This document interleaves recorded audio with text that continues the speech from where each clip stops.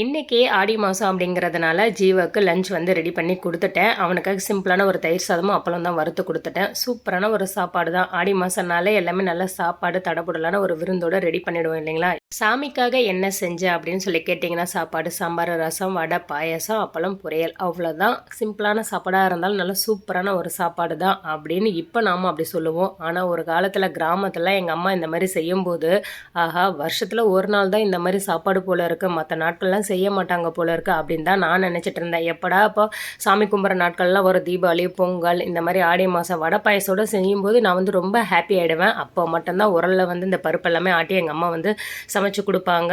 அந்த மாதிரி விசேஷம் வரும்போதெல்லாம் ஒரு ஹாப்பியாக இருக்கும் பாருங்கள். நல்ல ஒரு சாப்பாடு சாப்பிட்டுட்டு நல்லா ஜாலியாக இருக்கிறோம் எல்லாருமே அப்படின்ற மாதிரி ஒரு மைண்ட் செட் எனக்குள்ளே தோணும். இந்த மாதிரிலாம் உங்கள் லைஃப்பில் நடந்திருந்தால் மறக்காமல் கமெண்ட் பண்ணுங்கள். ஒரே தீக்குச்சியில் எல்லா வேலைக்கும் ஏற்றுங்களா இல்லையான்னு சொல்லுங்கள். நான் வந்து ஒரே தீக்குச்சியில் எல்லா வேலைக்கும் ஏற்றி முடிச்சிருவேன். அப்படி ஏற்றினா பொறுப்பான மருமகன்னு சொல்லுவாங்க.